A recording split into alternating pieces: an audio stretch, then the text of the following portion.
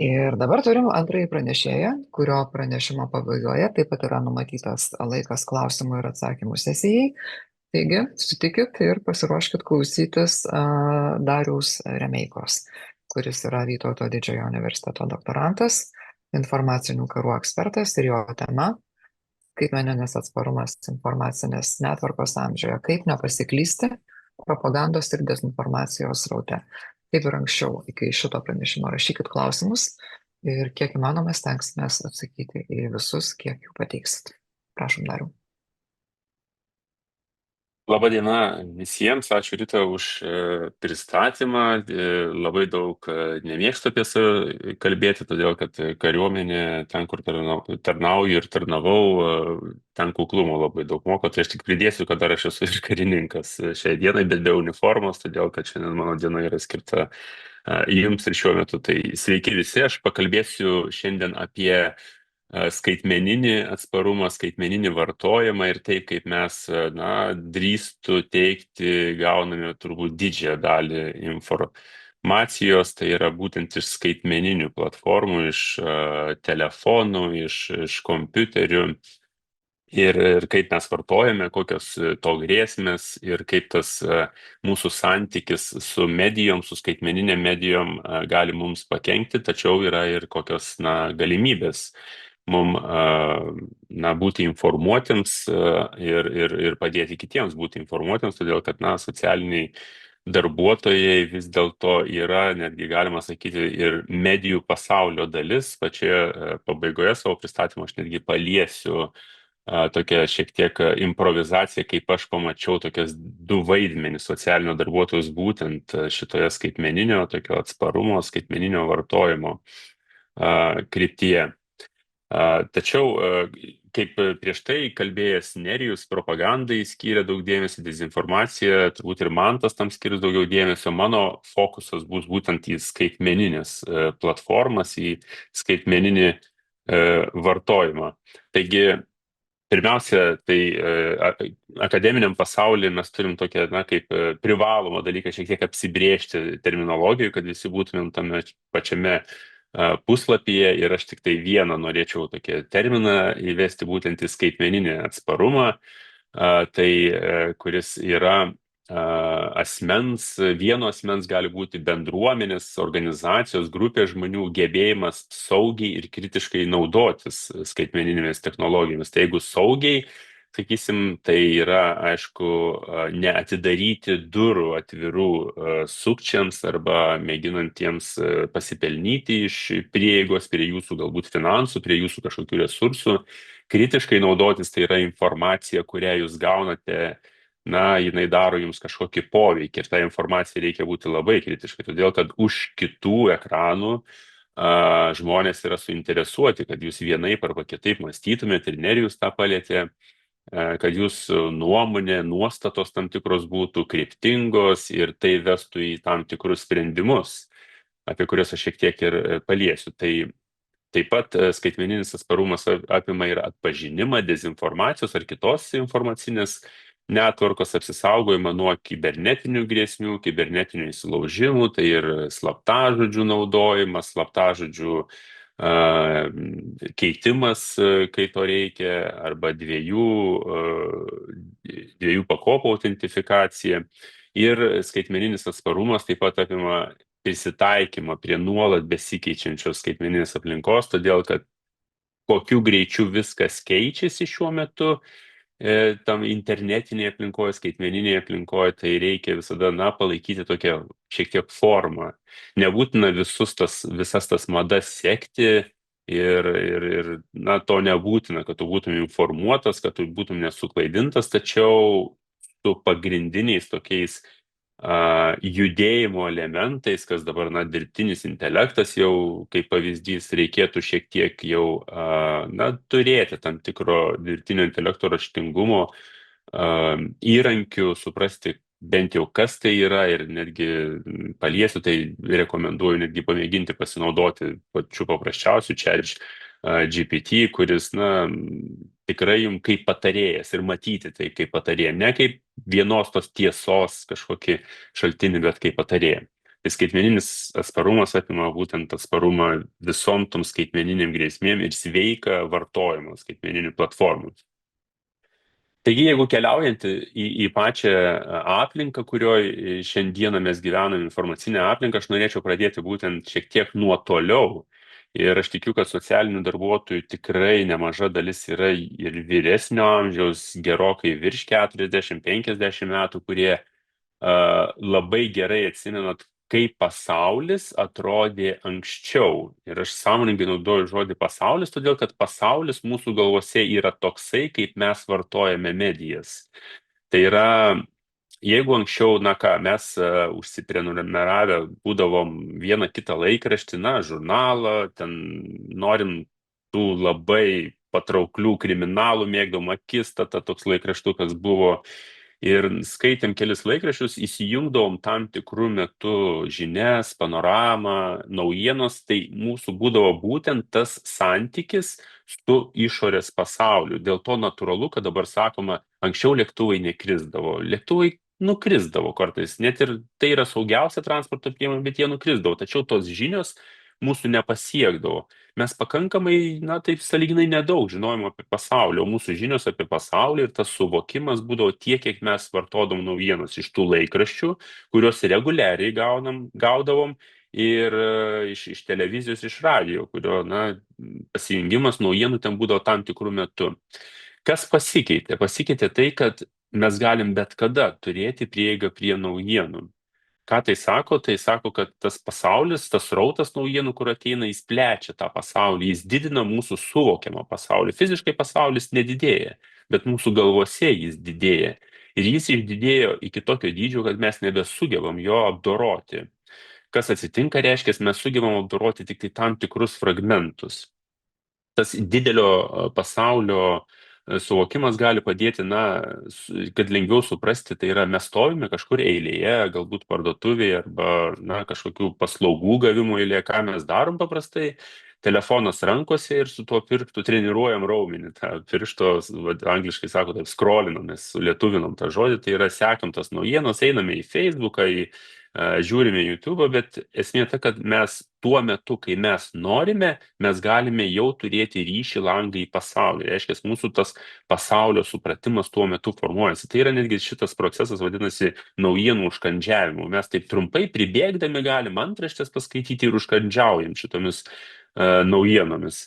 Tai kas atsitinka, tai pasaulis tokius dydis, mūsų smegenys nepajėga viso to apdoroti, pasaulis tapo fragmentuotu. Reiškia, tik tai momentus mes sugebam pasaulį ir mes, kai kuriame prasmes apie gėrį, blogį, kas yra teisinga, neteisinga, mes remiamės šitais fragmentais. Tik tais mes nebeturim tokio vientiso pasaulio ir kas blogiausia, mes nebeturim to vientiso pasaulio jausmo, kad, na, pasaulis mums yra suprantamas ir taip toliau. Pasaulis atrodo toliau išprotėjo ir jis nebesuprantamas mums. Aš labai tokią paprastą analogiją panaudosiu, dėlionė, puzzlas tas vadinamas. Tai jeigu, sakykime, kažkada pasaulis buvo kaip, na, tokia šešiamečio dėlionė, kokie 12 didelių detalių, kurias lengva surinkti yra, kaip, na, vaikam pradedantiesiems. Tai dabar pasaulis yra 5000 dėlionė, kurią surinkti, na, per savaitę yra techniškai neįmanoma. Tai žmonės ir nesurinka. Tai kas atsitinka, dėlionės tik tam tikrus fragmentus surinkam, bet piešinio mes norim, mūsų smegenys nori to vientiso piešinio, bet mes nesugebam.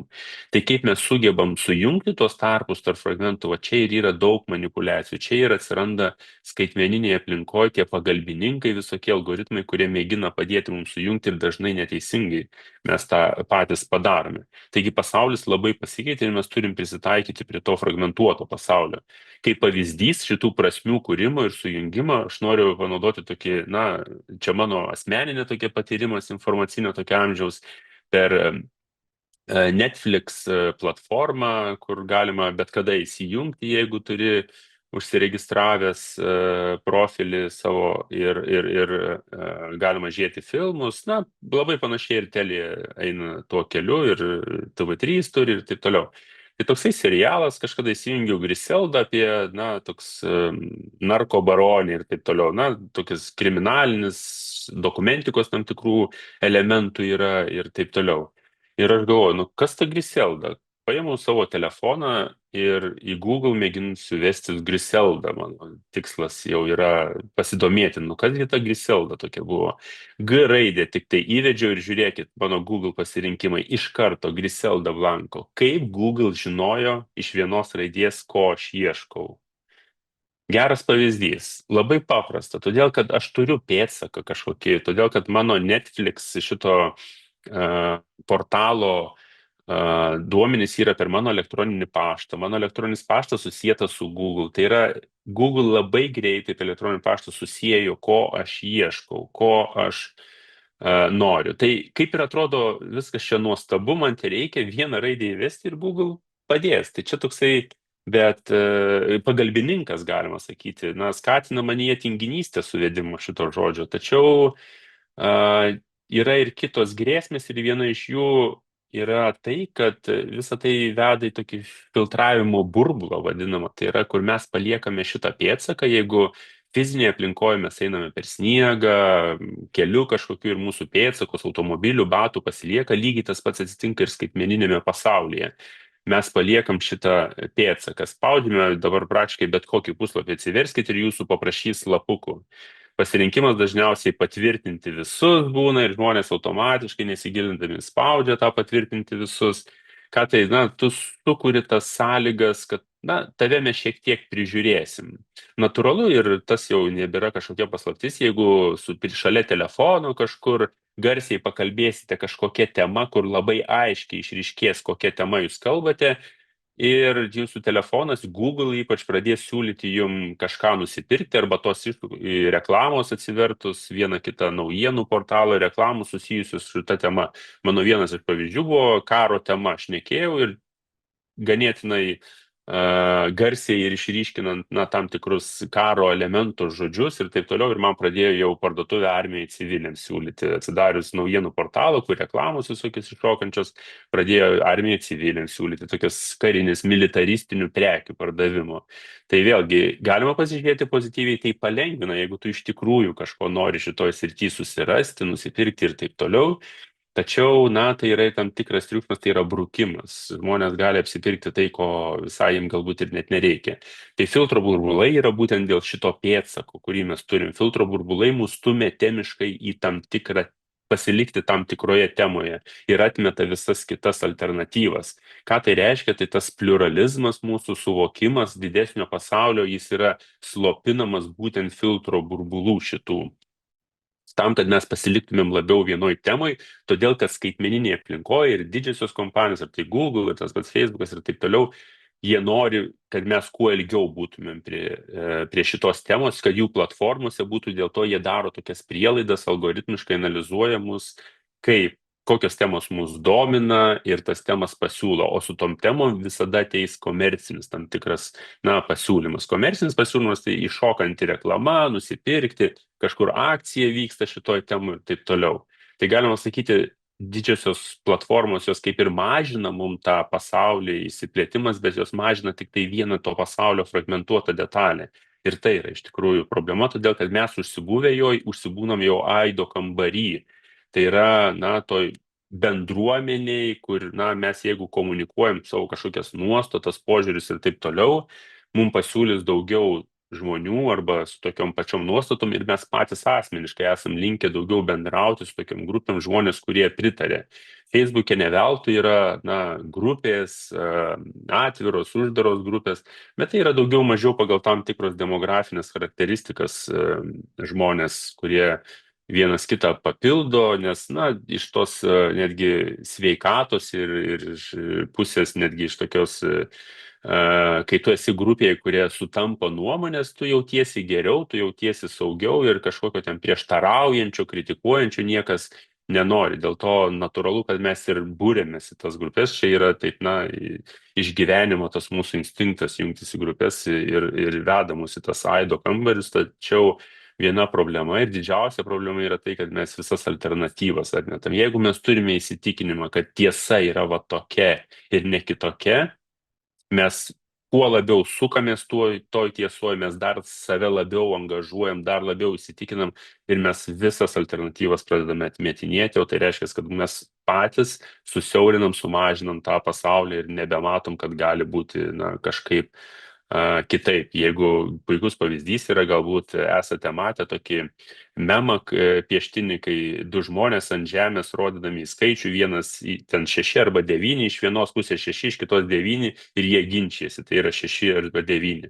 Tai ką daro aido kambarys, tai reiškia, kad jūs būdami, tarkim, 6 skaičio pusėje, jūs tarpusavį stengiatės ir bendrauti tie, kurie mano, kad tai yra 6 ir taip toliau. Tačiau, tas kritiškumas, kritinis mąstymas be galo svarbu, kuris irgi prasideda ne tik nuo šaltinių kažkokių paieškų, bet ir tu turi kritiškai mąstydamas sukritikuoti savo nuomonę, pagalvoti, o gali būti, kad aš esu neteisus. Tai yra sunkus, bet kognityviškai labai sunkus, netgi emociškai kartais sunkus yra procesas, tačiau visada reikia save šiek tiek viduje pakritikuoti. Nebūtina, aišku, tą viešai daryti, tai gali būti ir pavojinga. Tai jeigu dabar taip keliaujant toliau prie tokių grėsmių, skaitmeninių grėsmių, tai šitoje vietoje turbūt turėčiau pradėti nuo phishingo, to vadinamo, tai yra elektroniniai laiškai, kuriuos gaunate į savo pašto dėžutę su prisijungimu kažkokiu arba pasiūlymu grubiai. Ir čia tokius 2 pavyzdžius panaudoju iš savo jau patirties. Tai yra pirmas kairėje, kuomet aš gaunu laišką, kad turiu pasitikrinti sveikatą kartą per metus kaip darbuotojas. Ir aš save laikau pakankamai atspariu propagandai, dezinformacijai, nes jau 2 dešimtmečius toje srityje gilinuosi, analizuoju, eksperimentuoju ir taip toliau, bet aš irgi esu pažeidžiamas. Ir šitoje vietoje aš jaučiau, kad aš beveik pasimoviau. Ir aš pradėjau analizuoti, o kodėl? Aš turiu, atrodo, tokį filtrą didelį, bet kodėl, tai užkabino mane. Aš neprisiregistravau, duomenų neatidaviau, bet žiūrėkit, viskas atrodo pakankamai iš tikrųjų, realiai. Kažkokia medicina jau asociacija yra, kad tai yra iš medicinos. Man reikia pasitikrinti sveikatą kartą per metus, tai yra susijęma, tai atsiųsta buvo į mano akademinį paštą Vytauto Didžiojo universiteto kaip darbuotojai. Mano tėtis yra pedagogas, tiksliųjų mokslų, matematika, fizika, ir aš visą gyvenimą žinau, kad kartą per metus, dažniausiai vasarą, pedagogai pasitikrina prieš naujus mokslo metus sveikatą. Viskas. Mano galvoje atsirado ta jungtis, kad tai yra realu, tai yra tikra. Mano žmona irgi turi kartą per metus pasitikrinti sveikatą. Dar stiprėja tas pats faktas, prasmės tokios reikšmės sukūrimas dar sustiprėja. Aš kaip karininkas turiu kartą per metus pasitikrinti sveikatą lygiai taip pat. Tai natūralu, kad man yra labai daug visokių priežasčių, kad tai yra realu. Bet kame reikalas, tai yra pataikyta labai geru metu. Tai yra vasara, kada tas pasitikrinimas akademinio pasaulio dažniausiai vyksta. Būtent tuo metu aš esu pažeidžiamiausias tokiam phishingui, tam vadinamui, tokiam žvejyba tokiais emailais. Tai šitoje vietoje, kas man labiausiai užkliuvo, tas iMedic, aš nebuvau girdėjęs, atrodo skaitmeninis tas raidelės pridėjimas, kažkaip nebuvau girdėjęs, atrodo Lietuvoje išgirsti ten kokios yra, ar tai klinikos, ir man čia pasirodė šiek tiek keista ir sudvėjojau ir supratau, kame reikalas. Kitas pavyzdys dešinėje, vėlgi, kaip svarbu yra ta momento tokia galia, kokiu momentu ateina ta žinutė. Tai yra vėlgi rugpjūčio 28 diena, prieš naujuosius mokslo metus atnaujinu, aš kaip dėstytojas universiteto taip pat turiu sutartį atnaujinti ir taip toliau. Ir man į e-mailą ateina sutartis, kurią, prisijungus reikėtų atnaujinti ir taip toliau. Natūralu, kad sutartį pasirašant, tu naudosi savo prisijungimo duomenis ir taip toliau. Vėlgi, kur čia galima užkibti ir kas čia, užkliuvo ir dėl ko aš nepasikabinau. Šitoj vietoj labai gerų momentų padaryta yra. Aš pirmiausia tai, kad yra, toks no replay dažnai būna, mes gaunam tokių, bet Office'as 365. Aš žinau, kad yra Office 365 ir aš naudojusi paslaugom ir taip toliau, bet tarptautiniai pavadinimai sulietuvintas neturėtų būti ir man tai iš karto kėlė abejonių Office'as. mes žodžiu vartodami tą galim, bet ne rašytiniai formai to nebus. Po to žiūriu sutartis ir ten data uždėta ant sutartis. Kokia sutartis? Paprastai valstybinėse institucijose tas failų toksai apsikeitimas, kaip sutartis ir taip toliau, pavadinime jau turėtų būti daugiau duomenų. Tai yra kažkokia darbo sutartis su ten Dariumi Remeika ir taip toliau. Tai man tas ir datos, tas toksai prisirišimas man tai sukėlė šiek tiek abejonių. Ir pasikartosiu tai, ką sakiau, visada reikia suabejoti gaunama tokia informacija, tiesiog įjungti tą abejonę šauktuką ir paieškoti, o kas čia yra ne taip detalėse. Galbūt girdėjote daugelis ir vienas iš Seimo narių nesenai buvo pagautas kelionė į Jungtinės Amerikos valstijas. Tai šitoje vietoje galiu pasakyti, momentas, kaip išnaudotas kontekstualiai momentas jį apgaunant, buvo labai kūrybinga. Tai yra, kuomet Amerikos dabartinė administracija plečia savo ir ryšius, ir komunikaciją, ir kurdami mes prasmes irgi prisigalvojam galbūt patys šiek tiek, ką jinai galėtų tą administraciją daryti, ir būtent šitą Seimo narį tokiu momentu ir pagavo ir prigavo šitoje vietoje būtent per phishingą, per laiškus, kurie, aišku, ten buvo labai grubi klaida, būtent iš Seimo nario, kad per Yahoo, tikrai jokia valstybinė institucija, Yahoo, Gmailo to vadinamo, jūs negausite laiško. Jeigu gausite laiško, net netidarinėkit ir net neikite tuo keliu. Tai ir kiekviena valstybinė institucija, kiekviena didelė organizacija turi savo serverius, turi savo pavadinimus, turi savo domenus. Tai šitą visada reikia suabejoti. Yahoo, Gmail ten ir taip toliau, ir taip toliau. Tai dar vienas toksai, dabar einant plačiau ir socialinės medijas, nebejoju, kad didžioji dalis esate kažką panašaus matę Facebooko sraute pas save, ir čia tokia yra dėlionė pavyzdžių, kur galite pamatyti, sveikatos temos yra jautrios, o jūsų, nežinau, ar galima tai pavadinti, klientai, žmonėm, kuriais jūs rūpinatės, pažeidžiamos grupės su medicina dažnai turi tam tikrų, sakykime, ryšio, paslaugų, arba santykis yra daug tampresnis nei žmogus, kuris nesinaudoja jūsų paslaugom. Ir čia šitoje vietoje galima pasakyti, per tą medicininį poreikį žmogaus tam tikrą, kaip yra išnaudojama. Tai yra labai jautrus dalykai paliečiami. Viršsvoris, taip, daugelis mato tai kaip problemą, ir žiūrėkite, autoritetingi tokie gydytojai arba veidai, netgi pasakyčiau, kaip Alvydas Unikauskas, Valerijus Marozovas, jų atvaizdais pasinaudojama, kad jie žino, kaip tą padaryti. Žino, kaip sumažinti riebalus ten per savaitę ir taip toliau. Tai žmogus turintis galbūt tokį iššūkį, arba manantis, kad turintis tokį iššūkį su viršsvoriu, jis yra jau pažeidžiamas, ir gali būti, kad jisai nueis tuo keliu, tai yra paspaus tą mygtuką ir nukeliaus. Bet čia kiek yra indikatorių parodančių, kad tai tikrai yra phishingo pavyzdys, tai yra medžioklė jūsų. Tai pirmiausia, pavadinimai patys, pasižiūrėkit puslapių šaltinių, ir jie tokie visai nelietuviški šitoje vietoje, ir to galima iš karto subijoti.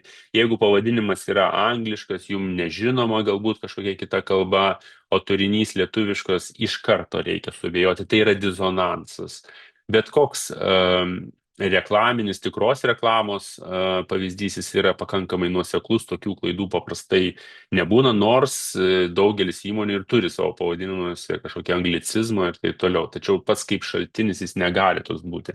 Aišku, galite pamatyti po šaltinių, čia šiek tiek žemiau sponsorė, tai yra sumokėta Facebookui, kad ta reklama pasiektų. Aišku, čia kita etikos klausimas, kaip Facebookas užsidirba iš sukčių. Tai čia didelė problema yra, su kuria Facebookas nesusitvarko. Pinigai, kaip čia sako, pinigai nesmirda, negražiai gali skambėti, bet turbūt vietoje galima pritaikyti būtent tokį pavyzdį. Šiek tiek žemiau galite matyti ir pavyzdžius su daktaru Baliu Dainiu, vienu garsiausių turbūt urologų Lietuvos, ir prostatos klausimas, na, pakankamai jautrus vyrams, jeigu vyresnio amžiaus vyrams, ir manau, kad ne vienas gali tikrai atverti piniginę tam, kad, na, šiek tiek pagelbėtų žinomas veidas ir taip toliau. Bet be abejo, tą kritiškumą jungus apie tai, ką kalbėjau, jau pats šaltinis, pasižiūrėkit, na, anglų kalba ir taip toliau, bet pats kampe apačioje kairėje pusėje galite pamatyti, kad yra profesorius Balys Dainys, tačiau Karolina Mešina uždėta. Tai reiškia, net iš užsienio, čia ne lietuvių kurti, yra komunikacija, jie, na, ir dirbtinio intelekto čia yra prisidėta, netgi tokios klaidos. Tai yra, bet kur pamatot nesutapimą, bet kokį nesutapimą dizonuojantį, iš karto šauktuką reikia jungtis. Ir šitoj vietoj, na, daktaro Balio Dainio ir Karolina Mešino, nu, čia ne į temą. Toliau matome, kaip išnaudota yra prezidento, kaip, na, ekonomisto, su ekonomistiniu backgroundu to pagrindo žmogaus, apie praturtėjimą. Na, kad praturtėjimas, nenoriu sakyti, kažkokia vertybė yra, bet kad žmonės to vis tiek siekia, tai susijęs su gerbūviu, geresniu gyvenimu, ir žmonės yra šitoje vietoje pažeidžiami bet kokiom reklamom, kurios siūlo greitą, ypač praturtėjimą, investicija su greita grąža ir taip toliau. Vėlgi tas pats autoritetų naudojimas. Vėlgi galite pasižiūrėti per vidurį tas pavyzdys, kur vėl šaltinis yra iš užsienio šalies, nelietuviškas. Pačioje dešinėje pusėje galite pamatyti jau šiek tiek subtilesnį, tai yra medijų klonas panaudotas. Iš pirmo žvilgsnio, žiūrėkit, Delfi atsiverstumė telefone, lygiai taip pat atrodytų. Tai yra logotipas, tai yra šriftai tokie pat, netgi žurnalistė turbūt galima paguglinti, tokia egzistuoja, ir viskas šitoje vietoje atrodytų tvarkoj. Tai yra klonas, tai yra kopija, tai yra sukčiai sukuria, klonuoja, galima sakyti, medijos kanalą ir savo turinį kūrė tenai, deda straipsnius, kurie parodo, na, atskleidžia tam tikrą žinutę, kurią jie nori, reklamą, ir šitoje vietoje vėlgi tas pats greitas praturtėjimas, bet pažiūrėkit, kokios detalės yra įpintos, kaip politikų tam tikrų ir vardai ir pavardės, ir aišku, tam tikras konfliktas jau yra atskleidžiamas ir taip toliau, ir konflikte yra tam tikras praturtėjimo galimybės. Tai yra tokios labai kartais atrodo saldžios detalės, kur tipiniam Lietuvos vartotojui labai įdomu, o kas ten yra, kur čia tos intrigos ir taip toliau, ir tai dar yra susijęs su praturtėjimu. Tai žiūrėkit, kiek čia yra cukraus arba tų vyšnių pridėliota ant to torto, kur, na, žmogui gali būti sunku tiesiog nepamėginti, neparagauti. Ir dar vienas pavyzdys, žinomų veidų naudojimas, vėlgi tais pačiais klonais dešinėje arba socialiniai medijoje kairėje, Martyno Starkaus. Liūdna pabaiga Martynui Starkui. Na, žinomas veidas, labai gerai atpažįstamas. Nu, kaip nepaspausti tenai ir nepasidomėti, tai kasgi jam atsitiko. Negatyvios naujienos mums yra labai patrauklios. Ne dėl to, kad mes esam tokie blogi žmonės, mylėjom akistatos tą laikraštį, kaime dalindavosi žmonės perskaitę, ir tai yra šiek tiek susijęs su mūsų antropologiniais dalykais, išgyvenimo instinktų. Mes mokomės, mūsų smegenys iki sąmonės lygmens labai daug mokosi iš blogų naujienų. Todėl, kad tam, kad tu išliktų šiandieninėje aplinkoje, smegenyse iki sąmonės slenksčio tai dirba, mokindamasis iš blogų pavyzdžių, smegenys apsimokina, kaip dirbtinis intelektas apsimokina, taip mes natūraliai apsimokiname. Dėl to tokios kažkam atsitiko nelaimiai, tai toliau netgi toks negražus pasakymas, kad mums malonu, kad kaimynui tvartas dega, čia galbūt labiau iš provinciališkesnis yra. Jis tame turi šiek tiek prasmės, kad ir kaip etiškai, morališkai tai yra neteisinga. Tai yra, na, taip interpretacija va tokio, kad tai ne aš esu. Ne dėl to, kad kaimynui blogai, bet malonu, kai mes esame ne epicentre kažkokios nelaimės. Reiškia, su mumis viskas gerai. Mes teisingai viską darom gyvenime, nelaimė nėra su mumis susijusi. Dėl to mes esam linkę paspausti, pasidomėti, ne tik dėl to tokio bulvarinio smalsumo, kas ten atsitiko. Ir šitoje vietoje dešiniai pusėje pažiūrėkit, na, autoritetingi ganėtinai ženklai, medijų prekės ženklai, ir LNK, TV3, VTV, ir Delfi, ir taip toliau. ir veidai žinomi, kurie sutraukia prie ekranų labai daug. Na, tiek daug tų saldžių tokių vyšnių ant tortų, kurios skatina na, paspausti. Ir be abejo, viena iš pagrindinių linijų yra tai toksai, na, praturtėjimas. Čia yra apie Martyno Starkaus tokį užkabinimą, kad jisai rado būdą praturtėti greitai. Ir dabar, na, o tie, kurie randa būdą tą aukso gyslą praturtėti, jie turi tyliai, tyliai tvarkyti, nes kuo daugiau reikia, juk gobšiam žmogui praturtėti, kad kiti nesužinotų ir kiti tuo pačiu keliu neeitų ir nebūtų konkurentų. Na, va, aš pasakoju tai, ką stimuliuoja, va, į kokius instinktus stimuliuoja tokie klonai žiniasklaidos ir kaip jie gali originaliai tą daryti. Dar vienas pavyzdys yra, na, tragiška istorija, kaip išnaudojama, kuomet paauglys Mykolas dingo ir Neryje jis rastas, kaip sukurta buvo istorija, kuri po to ganėtinai nemažai sklaidos buvo socialinėse medijose. Tai yra, kad dėl ko Mykolas buvo nužudytas, pasirodo, o nužudytas buvo dėl to, kad jis kaip paauglys, kūrybingas ir išradingas, atrado būdą greitai praturtėti, bet kaip paauglys jis negali sąskaitos turėti ir taip toliau, susidėjo su pilnamečiu, bet nusikalstamu žmogum tokiu ir staigiai ir praturtėjo. Ir tas nusikalstamo pasaulio atstovas, su kuriuo Mykolas, na, mėgino kaip nepilnametis praturtėti, jisai užsimanė tų pinigų didelių ir dėl to reikėjo Mykolo atsikratyti. Žiūrėkit, sukurta tokia filmo verta istorija ir sukurtas nuoseklus naratyvas, o žmonės yra pažeidžiami naratyvam, todėl kad tai yra tokiem naratyviniam pasakojimui, todėl kad tai turi pradžią, tą pagrindinį tokį momentą, intrigą, tą didžiąją kovą kažkokią ir turi kažkokią moralą, pabaigą.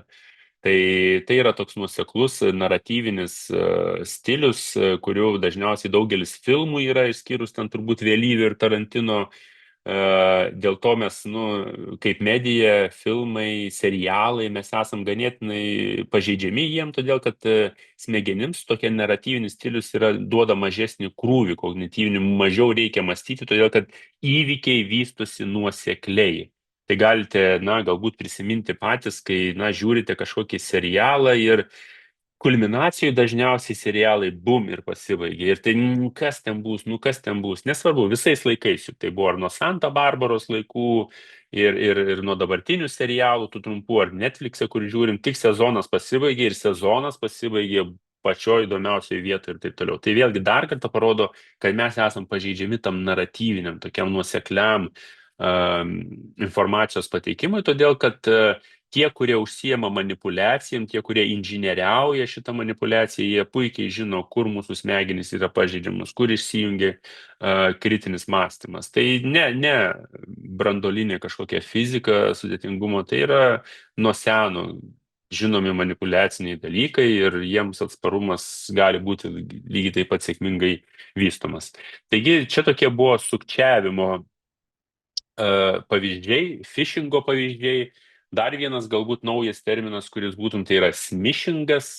Smishingas tai yra, na, pradžiai yra nuo žodžio SMS, tai yra kaip per žinutės gaunate kažkokią užkabinančią informaciją, kur reikia kažką veikti, ir kairėje pusėje aš dalinuosi vieną iš pavyzdžių, kurį aš pats gavau, tai yra toks, jeigu viršur matote, paprastai matote, iš ko gaunate, tai šitoj vietoje yra žodis skubus.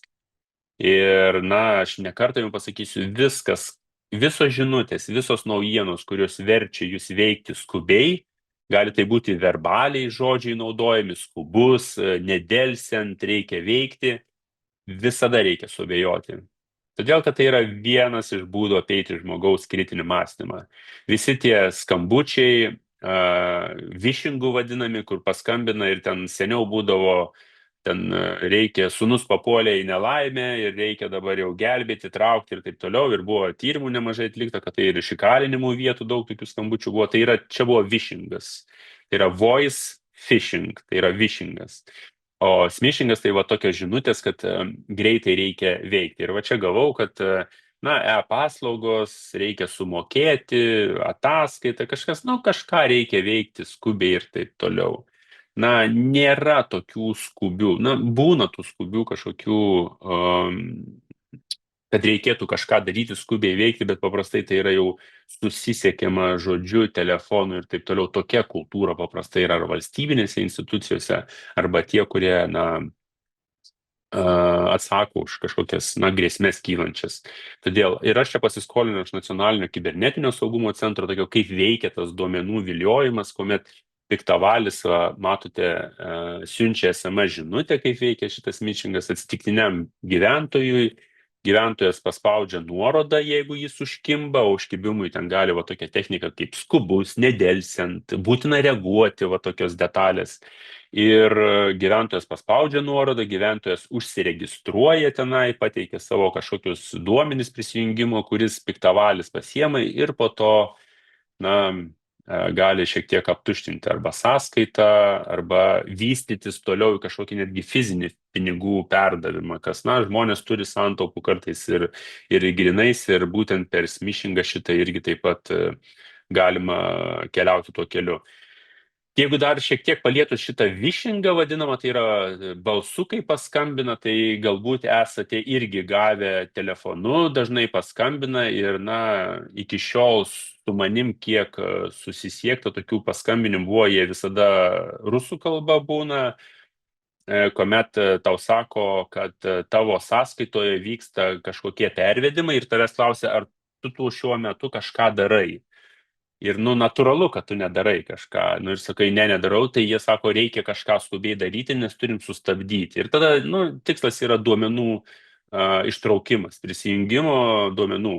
Ir, tas kritinis mąstymas, aš jau suprantu, kad, rusų kalba negali skambinti tau ir sakyti. Aš sakau, o kodėl jūs rusiškai kalbate, nes, aš lietuvis esu, aš esu vieno iš lietuviško, Lietuvoje veikiančio banko klientų ir taip toliau. Jie turi tas istorijas pasiruošę, jie sako, jūs esate pažymėję, kad jūs mokate rusų kalbą ir girdime ir taip toliau. Tada, o kodėl ne anglų, nes, sakau, anglų kalba. Jie atsakymų kaip ir turi, tokių jau pasiruoštus ir taip toliau, bet visada po kiekvieno atsakymo seks, bet žinokit, šiuo metu jūsų sąskaitoje vyksta procesai jau, dabar reikia kažką daryti. Ir aš suprantu žmogui, kuris turi kažkokių santaupų, tikrai gali būti tas emocijos šiek tiek pakilti ir tą kritinį mąstymą atjungti, todėl kad, būtent per tą emocionalią pusę ir veikia. Tai kalbant apie tą phishingą aš minėjau, smishingą ir vishingą. Tai yra 3 tokie terminai. Phishingas tai yra, kai elektroniniu paštu gaunam, smishingas tai SMS žinutės gaunam ir vishingas, kai mums paskambina. Visą tai, daugiau informacijos tikrai rekomenduočiau Nacionalinio kibernetinio saugumo centro į puslapį nueikit, jūs galite dar daugiau pasigilinti. Taigi, jeigu keliaujant toliau, skaitmeninis atsparumas ir skaitmeninės aplinkos vartojimas šiai dienai neatsiejamas yra be dirbtinio intelekto ir dirbtinį intelektą žmonės vis aktyviau naudoja, turbūt Lietuvoje geriausiai žinomas yra ChatGPT naudojamas, yra nemokama jo versija, yra taip pat ir mokama versija per mėnesį 23 €, jeigu neklystu, kur, šiek tiek daugiau galimybių duoda. Bet kalbant apie dirbtinį intelektą, ką reikėtų, turėti omeny, tai iš tikrųjų tam tikras baubas yra daugeliu žmonėms ir keliamas dažnai klausimas, kad, kas bus pasaulyje, dirbtinis intelektas pats save išmokins ir sunaikins pasaulį. Daug yra spekulacijų, žmonės, ir skaitant ir akademinį pasaulį, tikrai neturi visų atsakymų, kaip tas dirbtinis intelektas iš tikrųjų paveiks tą pasaulį. Tačiau dirbtinis intelektas turi ir tam tikrų, pozityvių dalykų, jis ne veltui atsirado ir istoriškai mes tokių, kad dabar tai pasaulis susinaikins, mes esam girdėję naratyvų. Jeigu asmeniškai mes, nesam girdėję, ten aišku, 18 amžiaus pabaiga, 19 pradžia, kai buvo revoliucija, didžioji pramonės, atsirado fabrikai, cechai, kur žmonių reikėjo žymiai mažiau, žmonės irgi ir į gatves ėjo, ir laužė šituos, tai yra technologijos, kai pradeda pakeisti žmonės, natūralu, kad atsiranda problema žmonių darbo vietų, kažkoks netekimas ir tas pyktis ir nusistatymas ir taip toliau. Ir vienas iš internetas, kaip atsirado, tas pats buvo vienas iš įdomiausių istorinių atsiminimų, kuris dabar juokingai netgi atrodys, kai 95 metais PowerPointas buvo pristatytas, tai yra skaidrių pristatymas, prezentacijų mokymo programa, kuria ir aš pats sėkmingai naudojusi, dabar net neįsivaizduojamas mokymai be PowerPoint'o, tačiau kai pasižiūri žmonių reakcijas, straipsnius ir taip toliau, viskas PowerPoint'as sunaikins pasaulį dabar. Žmonėms šakė, žmonės neteks kritinio mąstymo ir taip toliau, ir taip toliau. Lygiai tie patys naratyvai. Tai kas kartą su kažkokiu technologiniu atėjimu žmonės taip pat reaguoja. Ir tai yra normali reakcija turbūt į tą neapibrėžtumą, į nežinomybę. Dirbtinis intelektas turbūt sukelia jų daugiau, todėl kad atrodo, na, kaip mes suprantam, jinai pati save gali išmokinti. Taip, tai yra, na, bet reikia kreipti dėmesį tai, kad visada už dirbtinio intelekto, na, stovi kaip ir žmogus ir tas, na, sistemas valdo žmogus. Ir šitoje vietoje daug procesų sėkmingai dirbtinis intelektas, kur nedaro klaidų ir medikai patys, pavyzdžiui, ligų atpažinime, kur sėkmingai naudojamas dirbtinis intelektas, gydytojų tyrimai rodo 90% tikimybė, na, to tikslaus, efektyvaus nustatymas. Tai yra gydytojai gali padaryti klaidų, žmogiškų klaidų nustatant ligą, o dirbtinis intelektas nedaro tų klaidų. Tai vėlgi, na, yra tų pliusų, tai tokioj simbiozijai kartu dirbant su žmogum, tai galima ypač sveikatos srityje labai daug. Ir dirbtinis intelektas senai ganėtinai jau naudojamas būtent medicinoje. Na, atsiranda vis daugiau dirbtinio intelekto toj aptarnavimo srityje, virtualūs asistentai, ir jūs galite pastebėti, naudodami, jeigu kreipiatės, rašote laišką, žinutę įmonė, institucija, galbūt esate kažkuo nepatenkinti ir jums atsako robotas. Nu, ganėtinai artimas žmogaus bendravimui, bet tai atsako virtualūs asistentai, o jeigu tu turi kažkokią problemą susijusią su paslaugom ir taip toliau, dažniausiai tu esi toksai, na, emociškai šiek tiek įpykęs, o su tavim atsakymas kažkoks robotas bendrauja. Na tai kaip ir yra, atrodo, priežasčių žmonėms pykti dar labiau, kur čia veda tas dirbtinis intelektas, nebelieka to žmogiško bendravimo ir taip toliau. Bet čia, sakyčiau, turbūt veikia ir rinkos tam tikri dėsniai, kad, na, tie virtualūs asistentai, jie gali 24/7 veikti ir dalį problemų jie gali išspręsti vis dėlto be žmogaus įsikišimo. Tačiau vienas didžiausių trūkumų, kurių turi dirbtinis intelektas, jis nesusitvarko su prasme.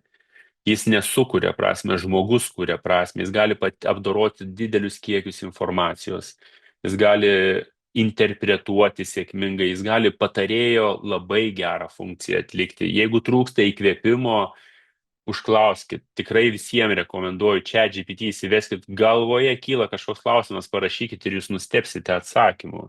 Nepriimkit taip, kaip viskas šventas. Žmogus yra, na, turi tą pažeidžiamumą, jeigu mažesnis informacinis raštingumas, kad tai, kas yra internete, jau reiškia, yra kažkieno apdorota ir tai yra taip validu, taip viskas tiksliai. Ne. Taip nėra, reikia to kritiškumo visada turėti, dėl to aš ir sakau, dirbtinio intelekto, ar tai ChatGPT naudokit kaip patarėjo. Tiesiog pasivadink, tai yra patarėjas. Jeigu turite klausimą, netgi uždavus klausimą, kaip socialiniam darbuotojui, dirbančiam su tokia ir tokia auditorija, žmonėm ir taip toliau, susitvarkyti su tokia problema. Pasižiūrėkit, ką jums patars. Žinokit, gausit neblogų idėjų. Tik tai vienas, tai nėra jums sakymas, ką daryti, kad jūs turite sekti, bet paskatins jūsų mąstymą, jūs nukreips. Ir šitoje vietoje yra tik viena rizika, kad galbūt kažkokias alternatyvas apribos, bet paprastai dirbtinis intelektas gana plačiai parodo kažkokias alternatyvas. Netgi ir mūsų šiandieniniai temai, dezinformacijai, propagandoje, jeigu vestumėt klausimus kažkokius, jūs gautumėt ganėtinai gerus atsakymus. Ir neveltui mačiau, ir Nerijus naudojo daug vizualizacijos dirbtinio intelekto. Ir tikrai mokslininkai yra linkę kai kuriuos detalės, na, tiesiog pasilengvinti savo darbą būtent dirbtinį intelektui duoti. Aš nekalbu apie ten kažkokią kūrybinę, autorinę veiklą ir taip toliau. Tai dirbtinis intelektas tikrai gali pagelbėti ir aš pasidalinsiu tokiu dar vienu pavyzdžiu, kuomet taip nenuolatos, bet taip pribėgom vadinamai, dirbau prie vieno tokio tyriamojo dalyko, norėjau išsiaiškinti jaunimas, gynybos srityje, jaunimas, jų motivacija eiti tarnauti šauktiniais tais vadinamais ir jų motivacija neiti tarnauti. Tai ką aš dariau, aš Dariau apklausas visokias, dariau fokus grupės, vykau į įvairias į rajono gimnaziją su vyresniųjų, miestų gimnazijų, kalbėjau, bendravau ir rinkau tiesiog sąrašą priežasčių, dėl ko verta eiti tarnauti ir dėl ko neverta eiti tarnauti iš žmonių. Ir surinkau abiejų, verta ir neverta, buvo po 30, šiek tiek daugiau nei 30 šitų priežasčių. Ir dirbtinio intelekto aš paklausiau, aš džiaugiuosi, kad aš daug vėliau tą padariau, kada dirbtinis intelektas tapo populiaris ChatGPT, ir ChatGPT paklausiau, duok man 100 priežasčių, paprašiau eiti tarnauti į Lietuvos kariuomenę šauktinių ir neiti. Truko nedaug, 10 sekundžių kažkur. Klausimas iš karto išmetė ten apie 40 ir paklausė, ar tęsti toliau. Aš taip, tęsti, aš paprašiau 100. Ir man staigiai netruko nei pusę minutės, aš turėjau 2 sąrašus po 100 priežasčių. Ir aš pradėjau lyginti savo ir dirbtinio intelekto. Dirbtinis intelektas turėjo visiškai visas priežastis, kurias aš buvau identifikavęs ir pakankamai aukštai. Ką aš nustebau, dirbtinis intelektas keletą buvo identifikavęs, apie kurias aš dar nebuvau užkabinęs. Tai ką tai pasako? Na, aklai pasitikėti nereikia, bet inspiruoti tam tikrą mąstymą, kūrybingumą tai gali padėti ir kiek laiko sutaupo. Taip, aš sakiau, aš pribėgom taip dariau šitą darbą, bet vis tiek tai užėmė daug laiko. Dirbtinis intelektas per iki 30 sekundžių užtruko tą padaryti, kas yra, įspūdinga. Todėl, kai reikia šiek tiek, tą didelį pasaulį sumažinti, dirbtinis intelektas padeda tą padaryti. Ir dirbtinis intelektas, tokius bazinius etikos normos laikos, jeigu jūs ten sukčiai moka panaudoti dirbtinį intelektą, sukurti kažkokį tekstą, apgauti. Bet tai paprastas žmogus prisėdęs, jeigu tokius neetiškus dalykus darys, dirbtinis intelektas šiek tiek įtars iš tikrųjų. Tai prieš tai matytus Facebooko tam tikrus phishingo elementus, ten yra dirbtinio intelekto pėdsakų, tačiau sukčiai paprastai dėl to sukčiai ir yra, kad jie tai įgūdę yra apgauti, ieško tų kelių, bando sėkmės ir nesėkmės būdu kažkokiu. Tai pagrindinės tokios grėsmės ir yra, tai yra sukčiavimo, apgaulingi laiškų kūrimas, turinio kūrimas, tu dirbtinio intelektui gali nerašyti užduoties, kad sukurk man laišką apgaunančią žmogų. Ne. Bet tu gali sukurti, man reikia parašyti laišką žmogui, kad jis padarytų tą ir tą. Kad jis kaip iš tikrųjų, kad veiktų. Ir dirbtinis intelektas tą padarys, neįtardamas, kad tai yra sukčiaus kuriamas turinys. Taip pat dirbtinis intelektas dar tos automatizuotus įsilaužimus gali daryti, įsilaužimus į jūsų sistemas, tai gali būti kompiuteris, paštas, telefonas ir taip toliau. Ir dar viena iš grėsmių yra, tai yra tos autonomijos gylis. Aš kaip minėjau, dirbtinis intelektas gali pakeisti žmogų, tačiau dažnai kažkokioj paslaugoj procese yra žmonių grandinė tam, kad gautųsi galutinis rezultatas. Tai klausimas dabar toksai, kiek šitoj grandinėje žmonių bus pakeista dirbtinio intelekto ir kuo daugiau žmonių bus pakeista, tuo tas autonomijos gylis didesnis. Reiškia, dirbtinis intelektas vis daugiau sudėtingesnių procesų galės daryti pats, be žmogaus įsikišimo. Tai galima sakyti, vienas žmogus prižiūrintis gali prižiūrėti dirbtinį intelektą, kuris atliks darbą už 10 grandinėje, daugiau 100 žmonių, kurie yra grandinė. Tai vėlgi čia yra tam tikra grėsmė, todėl kad kai grandinėje yra dirbtinis intelektas žmogus, tarkim, arba dirbtinis intelektas žmogus, tai to žmogiškojo faktoriaus daugiau yra. Tai šitoj vietoje, kaip susitvarkys. Ir nuo praeitų metų ES dirbtinio intelekto aktas, tasai veikimas yra tam tikrų ES ribojimų, jeigu įmonės kuo daugiau naudoja, kuo daugiau autonomijos gylio daro, tuo didesnį reikalavimą yra skaidrumo. Tai yra ES direktyvai, kur reguliuoja įmonės, kurios nori inovatyviai, tai susiję. Ir čia turiu tokių jau pavyzdžių, kurie su dirbtiniu intelektu, ypač su ta sintetinė vaizdakai, ta sintetinio turinio vadinama, tai jeigu kairėje pusėje galite matyti popiežių Pranciškų bėga nuo policininkų. Pažiūrėkite, koks realus tai yra kūrinys. Šitą atrodo, tikrai gyva nuotrauka. Popiežius bėga. Popiežius dabar turi sveikatų, tai turbūt jeigu dabar išeitų su žinutė, kad čia nesenai įvyko, tai turbūt nepatikėtumėm, labiau dizonuos su realybė.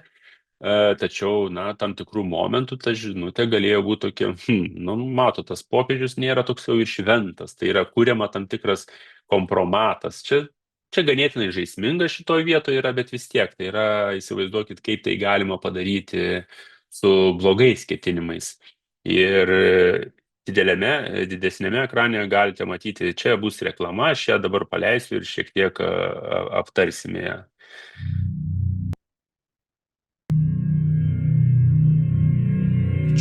Tutto.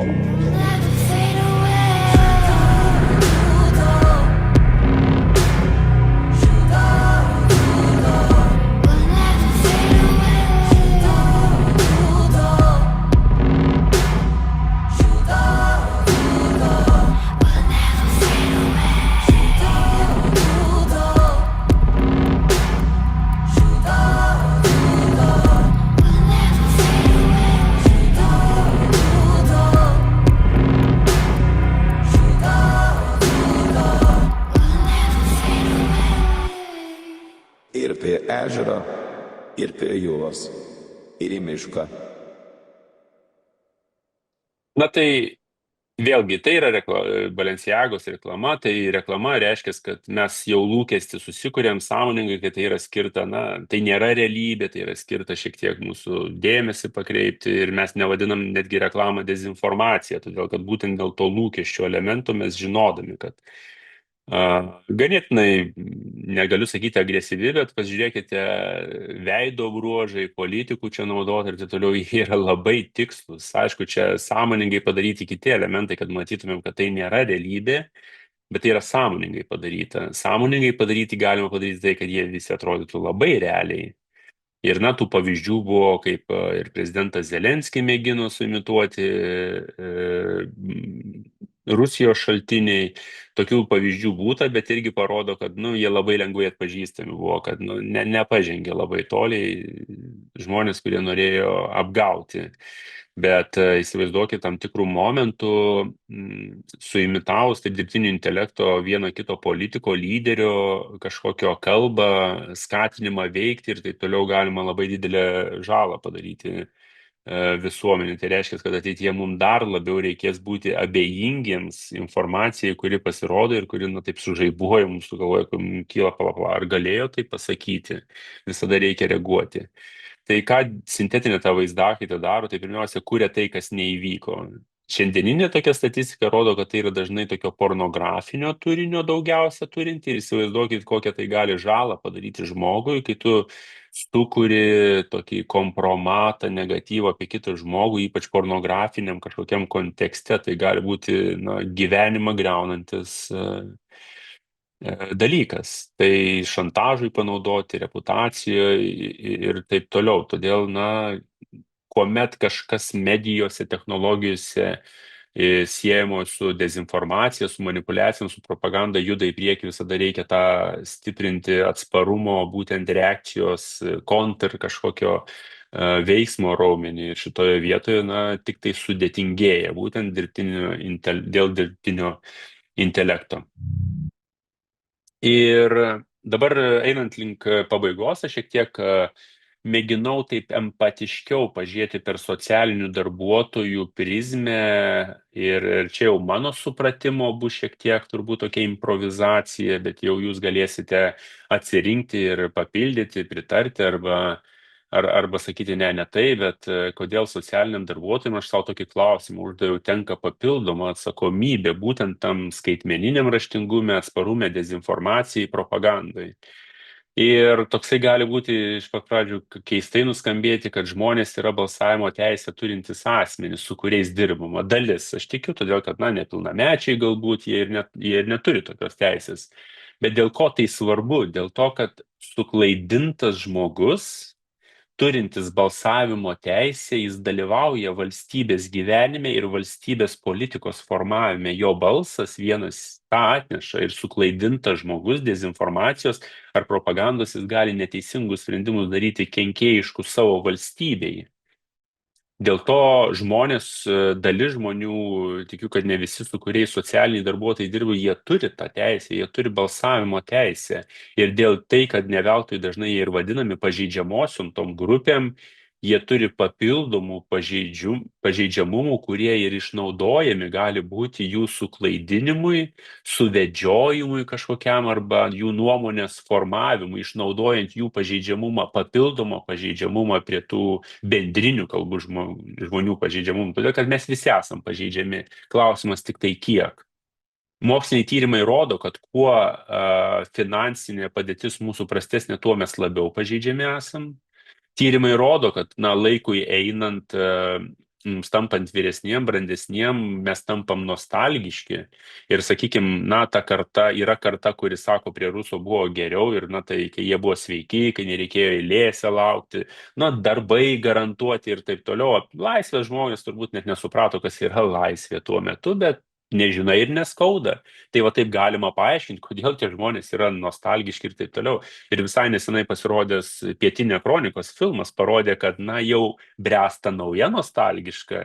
Mes visi būsim jaunimas 20, 25, 30 metų, jie bus nostalgiški dabartinė metų. Ir vėlgi galima netgi prognozuoti ateityje, kokie pažeidžiamumai bus tam laikotarpiui. Ir Pietinė kronikos labai gerai parodė, 40 su virš metų žmonės, jie yra tie, kurie sentimentai iš karto pakilo, sujaudino, paaudrino apie laikotarpį, kurį reikia pripažinti. Tai ne tik, kad informacinės netvarkos laikai buvo, bet ir teisinės ir daug kitokios netvarkos, netgi ir socialinės netvarkos laikai, tokios, gatvės kalbos. Bet tame nostalgija yra tiem laikam. Tai žmonės turi tą pažeidžiamumą, o pažeidžiami žmonės jie turi daugiau, galbūt dėl judėjimo, galbūt dėl kitų priežasčių, jie ir socialiniai darbuotojai ne veltui, jie dirba su jais, būtent mėgina sugerti, amortizuoti tą pažeidžiamumą ir tai yra papildoma atsakomybė. Ir žmonės, socialiniai darbuotojai, kurie rūpinas, aš tokį, įžvelgiau, kad, vis dėlto jie gauna tam tikras pajamas, o tai yra sukčių taikiniai. Aš jums pristačiau nemažai pavyzdžių, kai, savo pinigus gali žmonės susigundyti, atiduoti, ar tai būtų višingas, kažkas paskambino ir pasakė, kad dabar čia reikia, kad išvilioti tos pinigus. Ir pavyzdžiai Lietuvoje rodo, kiek grinais pinigais kokias sumas išvilioja. Taigi vėlgi dar vienas pažeidžiamumas šitų grupių, jie gauna pajamas ir sukčių taikiniai tokie žmonės yra. Šiandieninė skaitmeninė aplinka daro didelį poveikį emociniai sveikatai, informacinės perkrova, šita skaitmeninė perkrova daro didelį poveikį. Dėl to socialinis darbuotojas iš dalies yra tas žmogus, kuris turi sugerti tą emocinį krūvį iš savo, nežinau, ar klientai yra geriausias žodis, kurį šitoje vietoje turėčiau vartoti, bet tais, kuriais rūpinasi žmonėmis socialinis darbuotojas. Vėlgi jis turi ir pajausti juos, ir natūraliai tas gaunasi, kartais galbūt ant jo ir išsiliejama kažkiek, bet kartais, aišku, yra ta atsakomybė, kad jis turi įtakos formuojant to žmogaus nuomonę. Ir dar tokį vieną punktą taip, sugeneravau, kad socialiniai darbuotojai mažina šitą, arba bent jau turi didelę potencialą mažinti socialinę atskirtį. Kai aš sakau socialinę atskirtį, tai nereikėtų sumaišyti su socioekonominė atskirtį, bet socialinė, tai yra bendravimo. Daugelis, ypač vyresnio amžiaus žmonių, tie, kurie gyvena galbūt kaimiškose vietovėse, vieni, kurie yra be galo priklausomi nuo socialinių darbuotojų, kurie yra vieniši ir taip toliau, tai socialinis darbuotojas jiem yra tas, tie vartai, tas langas į tą pasaulį ir tą atskirtį su tuo pasauliu socialinis darbuotojas gali mažinti. Tai šitokias 4 pagrindinės priežastys, kodėl papildoma ta atsakomybė šiandieninėje aplinkoje, tokioje vartotiškai sudėtingoje medijoje apkrovų, informacijos apkrovos laikotarpį yra svarbus. Ir tokius 2 vaidmenis savo pasižymėjau, kurie, galbūt gali padėti pamastyti apie to socialinio darbuotojo vaidmens, jo svarbą ir galbūt vesti tuo keliu, kaip būti dar geresniu socialiniu darbuotoju. Tai pirmą tokį vaidmenį pavadinčiau stebėtojas patarėjas. Tai yra socialinis darbuotojas, kuris jis gali pajausti apie ką žmonės ar žmogus, kuriuo jis rūpinasi, kas vyksta jo galvoje, apie ką jis mąsto, kokios nuostatos formuojasi, kokios emocijos. Tai yra gebėjimas jo išklausyti. Šitoje vietoje yra be galo svarbus. Gebėjimas gerbti kito nuomonę, tą labai norėčiau akcentuoti, todėl kad dažnai, galiu įsivaizduoti ir, man atrodo, įtariu, kad kils tikrai klausimas, ką daryti socialinių darbuotojų, kai žmogus, kuriuo jis rūpinasi, yra, tarkim, prorusiškas. Jis myli Putiną, Kremlių, Rusija neužpuolė Ukrainos, tokius naratyvus, klaidingus dezinformacijus platina, ką daryti. Tai pirmas, jeigu jūs eisite iš karto į kovą, sakysit taip, kaip nėra, tai neveiks iš tikrųjų. Tai dar skatins labiau konfliktą. Visada žmogus, kuris nesutinka, jūs iš karto einate į mūšį su juo. Taip yra. Bet tu negali ir sutikti su tom žmogum. Tačiau geras atskaitos taškas yra parodyti pagarbą tam žmogui ir jo nuomoniai. Bet šitoj vietoj labai atsargiai nepritariant. Tai yra paprasčiausiai pirma taisyklė yra neatstumti to žmogus, pasakyti, tu neteisus, tu neteisingai mąstai ir taip toliau. Geriau užduoti per klausimus, o kodėl taip manote, iš kur jūs tai girdėjote, oi kaip įdomu, parodyti tą susidomėjimą tuo. Aišku, ką tai sako, socialinis darbuotojas turi būti ganėtinai stiprus, kaip asmenybė, pats ir ideologiškai jis turi stiprus, kad jis klausosi kartais propagandą, dezinformaciją ir jis turi susivaldyti šitoje vietoje, nepasakyti, neiti į konfliktą, neprimetinėti savo nuomonės iš karto. Tai galima sakyti, aš daug metų dirbau su įtaka, su psichologiniam operacijom, tai jeigu norima žmonės kažkaip netgi suklaidintų, sugrąžinti, tai yra, tu turi šiek tiek su jais atsistoti šalia, pasyviai pakeliauti jų keliu, pasyviai, turiuomenį, neskatinant juos, tai tu čia teisus, teisingai, Putinas šaunuolis yra, žiūrėkit, su liūtais tenai, su meškom kariauja ir taip toliau, čia tai vyras, bachūras ir taip toliau. Ne, pakeliauti su juo, tai yra užduoti paprasčiausius klausimus, kurie nebūtų su tokiu asociacijom, kad, čia tu neteisus esi. Tik tai durnas žmogus gali taip mąstyti. Nemanai, kad tik durnas žmogus gali taip mąstyti. Aš jau taip labai radikaliai paprastai sakau pavyzdžiais, bet to negalima daryti. Reikia su juo taip pasyviai pakeliauti, užduodant klausimus. Ir tada po truputį, vesti jį į šoną, kad jis suabejotų tą savo nuomonę. Todėl, kad, ką daro dezinformacija, ypač iš rusiškos pusės, jie sėkmingai priverčia mus abejoti mūsų vertybėmis, mūsų tvarka. Jie retai sako, kad, sako tą, bet ne taip agresyviai nutaikyta, kad žiūrėkit, jūs visiškai neteisūs esat, jūs blogai mąstote.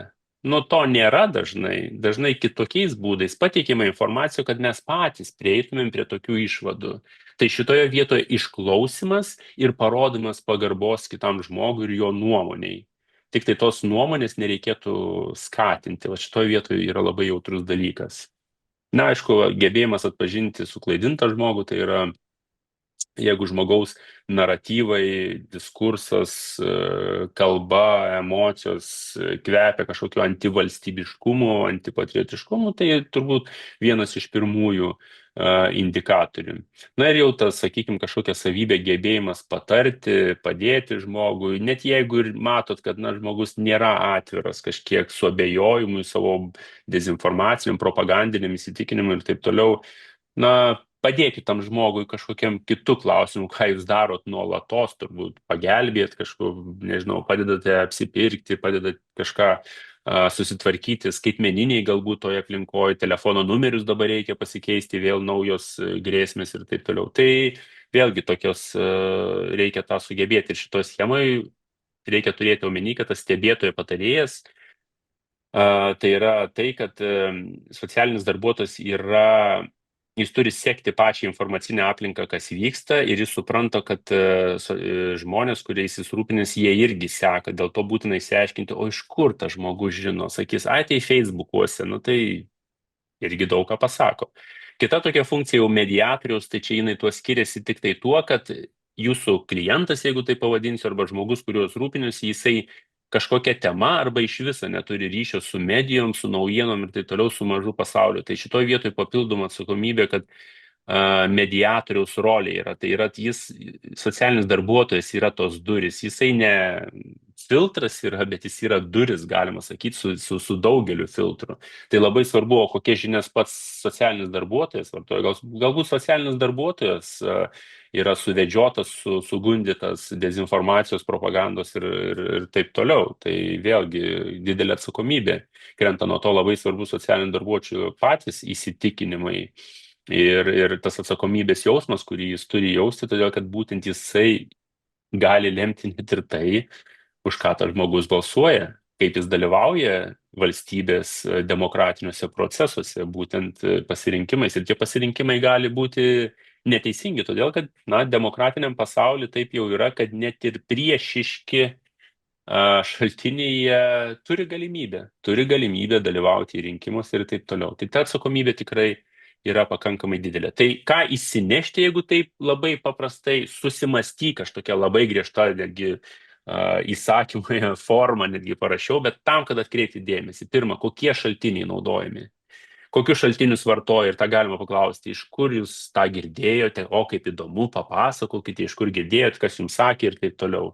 Kokios emocijos sužadinus. Jeigu kyla neigiamos emocijos, visada šauktuką reikia jungti. Ta sunku padaryti, kai pačiam kyla emocijos, bet jeigu matot, kad kyla emocijos jūsų žmonėms, kuriais jūs rūpinatės, reikia tas emocijas identifikuoti ir padėti išsiventiliuoti šitam žmogui, todėl kad jo kritinis mąstymas neveiks, kai emocijos pakilo. Smegenys žmogiškos yra atjungtos dėl limbinės smegenų dalies, kai emocijos sukyla. Ir ar tinkamas priežastingumas, ar priežastis pasekmė čia koreliuoja. Jeigu rudenį žmonės labiau serga, bet rudenį žmonės labiau skiepijasi, ar nuo skiepų jie labiau serga? Ne. Tai yra priežastingumas dėl laiko. Ir nepaslysti. Jeigu kas nors skatina skubėti, priimti sprendimą iš karto, priešinkitės. Tiesiog mes būkim partizanai šitoj vietoj. Greiti sprendimai, retas atvejis, kada reikia padaryti. Kai namas šalia dega, tada yra greitas sprendimas. Kai žmogus skęsta, tada yra greitas sprendimas, kai tu matai.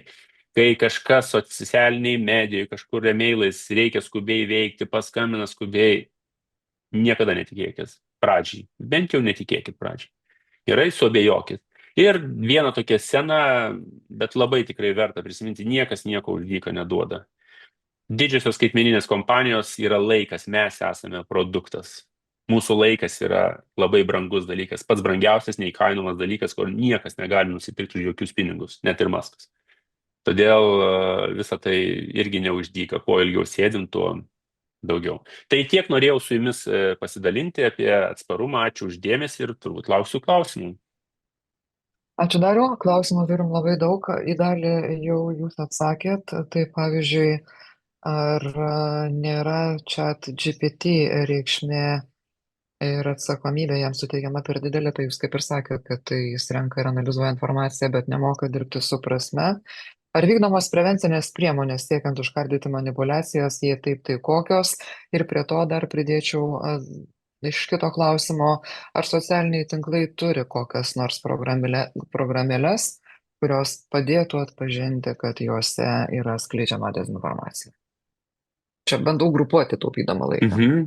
Tai apie prevencinės mes dažniausiai turim reaktyvės, tokias reaguojančias priemonės. Net jos yra tikrai ir daugelis gerų, ar tai būtų virtualus policininkas. Socialiniai medijų tokios sukčiavimas, kažkoks reklamų būna neteisingų, naudojantis Lidlo, Maksimos ir kitų prekybos centrų ženklais, yra virtualus policininkas ir žmonės gali, bet čia yra reaguojantys, žmonės gali raportuoti ir jie taip pilietiškumo tikrai gerą parodys poziciją. Prevencinės priemonės, užbėgimas, tai yra edukacija numeris 1, turbūt prevencinė priemonė. Sakyčiau, jo turėtų būti daug daugiau to raštingumo, plačiaja prasme, medijų, informacinio raštingumo, skaitmeninio raštingumo, dirbtinio intelekto raštingumo, finansinio raštingumo, ekonominio raštingumo, galiu vardinti visų raštingumų, jų turi būti daugiau. Arba tam tikroj formui, integralesniai formui mokyklose. Tam tikras klausimas jau gali su vaikais galima. Tėvai galėtų daugiau užsiimti tuo, domėdamis ir taip toliau. Žinoma, visada galima sakyti, kuo daugiau finansavimo prevenciniam priemonėm, to yra efektyviau, tačiau niekada neužteks to. Net ir bet kokie mokymai, seminarai ir taip toliau, jie yra tokie fragmentuoti, jie gali sustiprinti, bet tokio visuotinio Lietuvos atsparumo įsivaizdavimo būtų galima įsivaizduoti, bet tai kainuotų labai daug. Dėl to geriausia kiekvienam pradėti nuo savęs. Šiek tiek būti kritiškesniam informaciją, kurią vartoji, riboti laiką ir taip toliau, nepasiduoti tam masėm, tai netvarkai ir taip toliau. Tai sakyčiau, geriausia prevencija tokia nuo savęs. Ir labai svarbus klausimas tai auditorijai, kuriai reikės atlikti darbą, kurio dėl įvairių priežasčių negali atlikti valstybė arba šeima. Tai yra paaiškinti žmonėm, kad socialiniuose tinkluose esanti informacija gali būti klaidinga, ypač kai jis sklinda iš artimų žmonių ir tą turės daryti socialiniai darbuotojai. Tai iš dalies jūs jau palėtėte tuos galimus būdus, ko nedaryti, bet ką reikėtų daryti, jeigu mūsų šios dienos paskaitos klausytojai ir žiūrovai mato, kad žmogus yra tiesiog klaidinamas ir ne kažkokių svetimų sukčių, o savo artimų žmonių.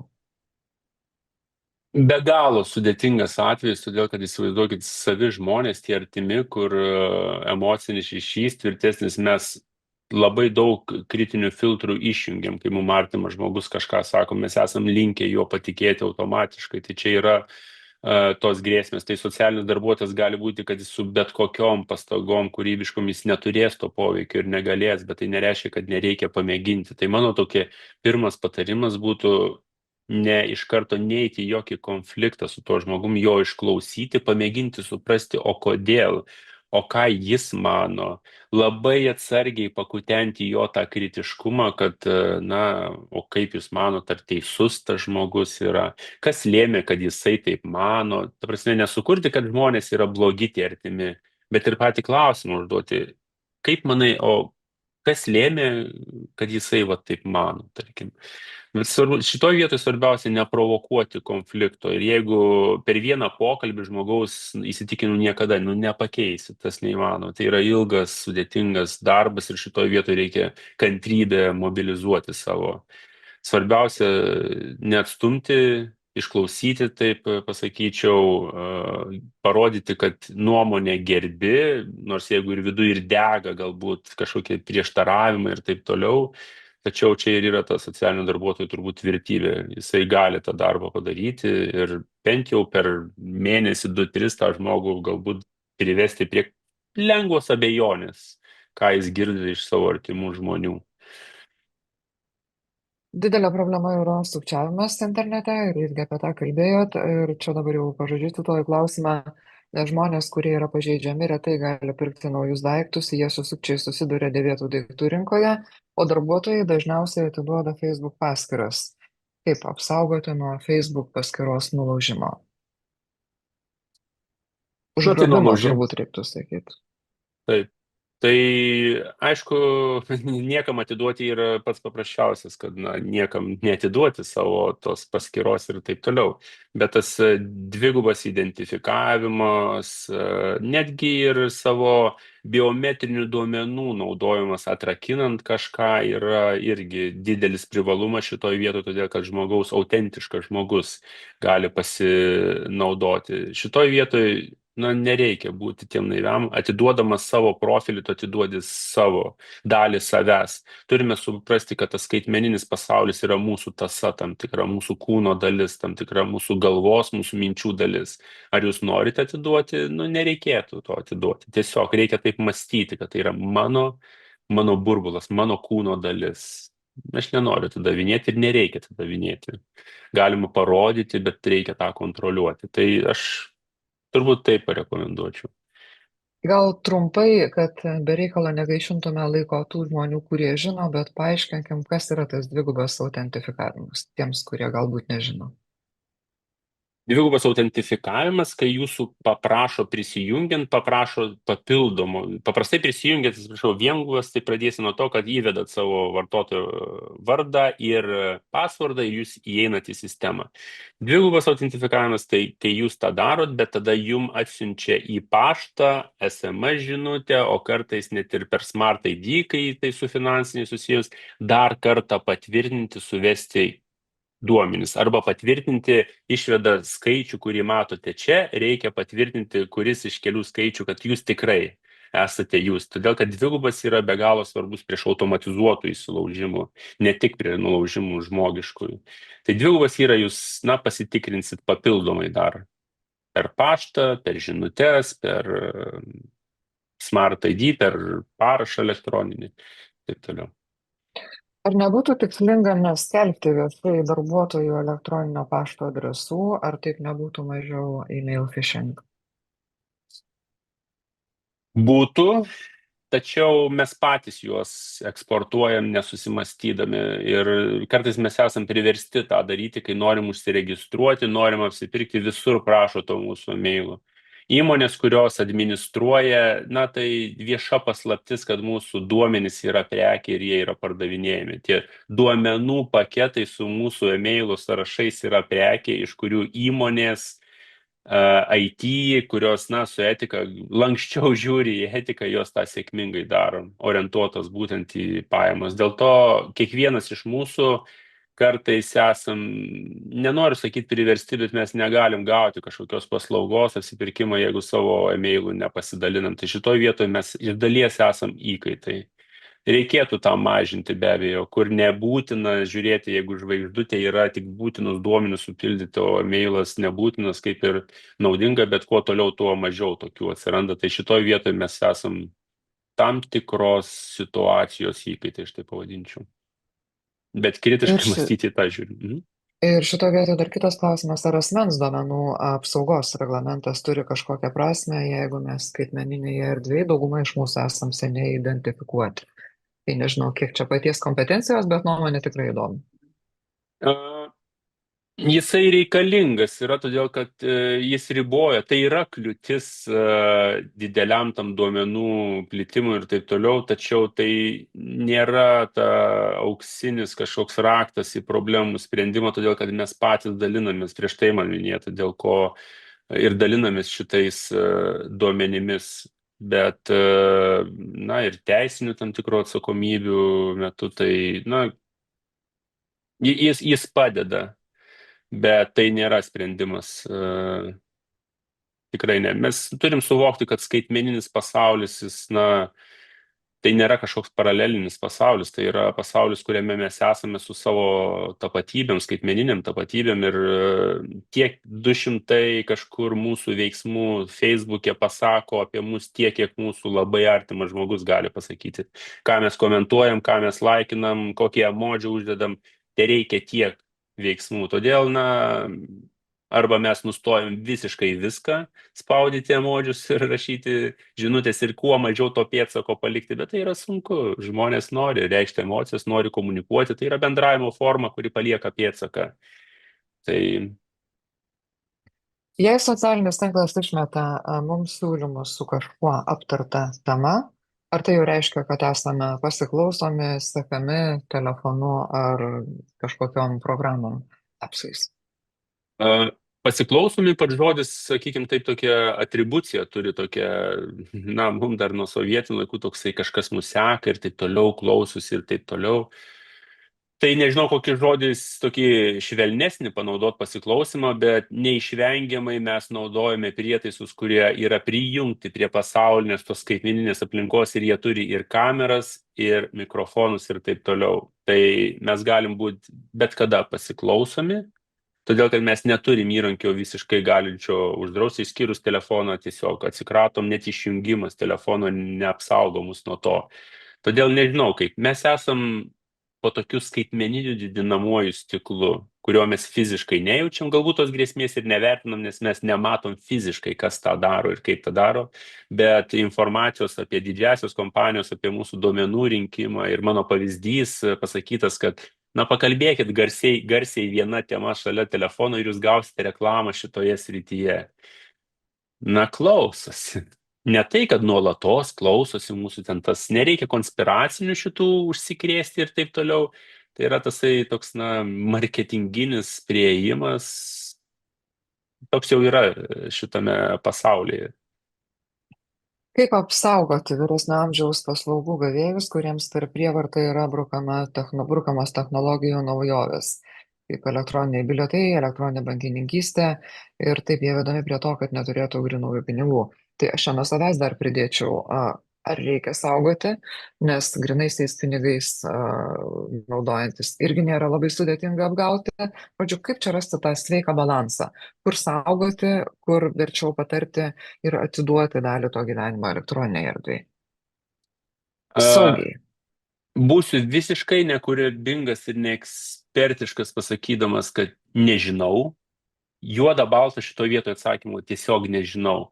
Todėl, kad puikiai suprantu, ką grėsmės vienoje vietoje, kad vyresni žmonės, jie nėra tokie imlus kaip jaunimas. Aš jau savo sūnaus daug ko nesuprantu ir klausau, žinokit, akis ištempęs, kai jis man pasakoja apie naujoves, skaitmeninio pasaulio ir taip toliau, ir suprantu, kad aš senstu.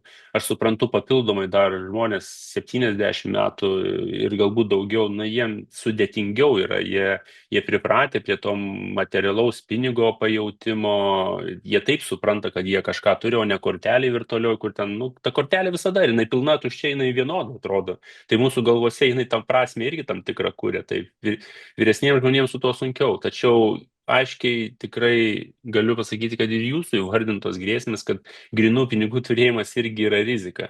Tai šitoj vietoj turbūt nebuvo įvardinta, aišku, kažkokia valstybės politika, tai pasakyta, bet aš darau prielaidą, kad valstybės politika galbūt galima, klausimų uždavėjas šiek tiek kritikuoja, kad galbūt per daug ir taip toliau.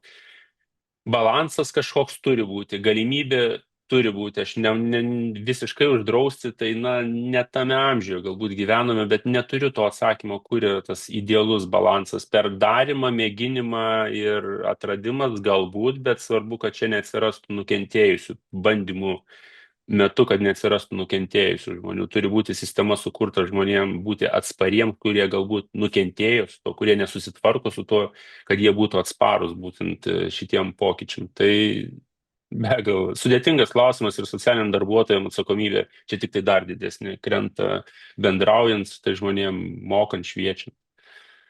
Dar viena prie visų tų daugelio, kurių jie ir taip turi.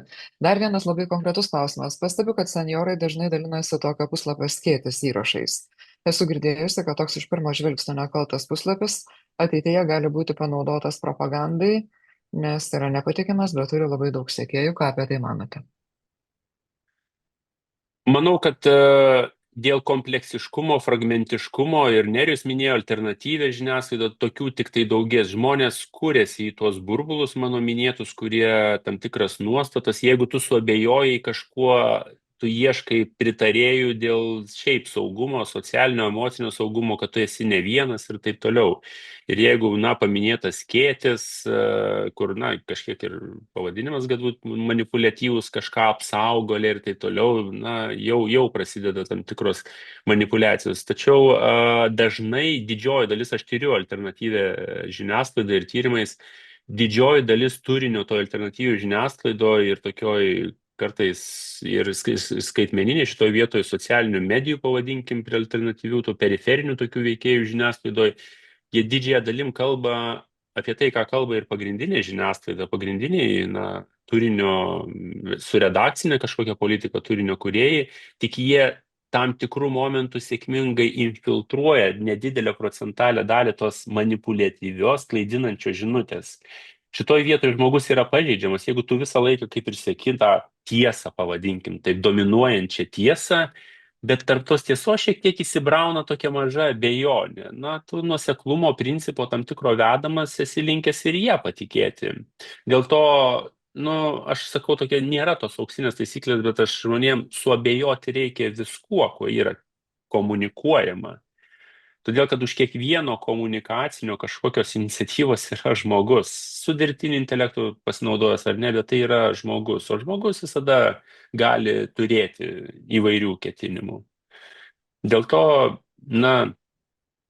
suabejoti, ar tai būtų skėtis, ar tai būtų kitos pavadinimai, arba visa tiesa, čia kaip, bet kokį, dažniausiai žodį tiesa pavadinime, jeigu rasit, iš karto abejokit. Taip yra. Manipuliatoriai žino, kas yra labai patrauklu ir kuo pažeidžiami žmonės. Ir pats pirmasis klausimas, kuris aiškiai jums ne tik tai kaip propagandinio karo ekspertui, bet ir kaip karininkui, kokiamis priemonėmis iš anksto būti pasiruošus, jei karas vyktų? Iš to, kaip klausimas suformuluotas, aš nebūtinai pati galiu suprasti, ar čia yra kalbama apie pasirengimą atsispirti propagandiniams raginimams, ar tiesiog ką susidėti. Tai gal galit per porą minučių trumpai ir tą susakyti? Apie pasiruošimą. Tai gerai, aš tada išeisiu netgi ne tik iš informacinio, bet pradėsiu nuo informacinio, kas ir yra. Pirmiausia, nereikia klausyti tai, kas kelia kažkokią abejonės, kad reikia ruoštis ir taip toliau, todėl kad pasiruošime, net jeigu ir taip nebus, mes to tikimės ir daugelis dirba, kad neįvyktų to karo, bet pasiruošimas tai yra veiksmas, kuris įtraukia ir tave emociškai atitraukia. Bet koks žmogus ruošdamasis į save įgalina, savivertę didina ir taip toliau, net jeigu tu nepanaudosi, aš kartais taip juokauju, mes kariškiai, daugelis iš mūsų turbūt gyvenime galbūt ir net neturėjo ir neturės karo, bet tu įsivaizduok, visą gyvenimą tu treniruojas, darai tą, kur realiai niekada nepanaudosi. Tai yra beprasmybė. Čia toksai pasitikrinimui kariuomeniai, bet palaukit, yra kitas dalykas, subalansuojantis, mes vienintelį esam prisiekę žūti už valstybę, esam reikalų ir taip toliau. Tai susibalansuoti galima, bet linko aš vedu, kad veiksmas, jisai padeda, pasiruošimas, net ir mažas, užsirašymas į pirmos pagalbos kursai, pasidomėjimas, kur yra slėptuvės, tos žmonių susirinkimo vietos ir taip toliau, tai yra veiksmas. Kartais yra ir gerų veiksmų, jeigu nori subalansuoti tą neapibrėžtumą, todėl kad tai skatina. Kas kartą tu padarydamas kažką, kai yra neaišku, kai, na, čia karo varpai, gaudžiai ir taip toliau, reikia veikti. Reikia veikti, o pasirinkimo tikrai yra.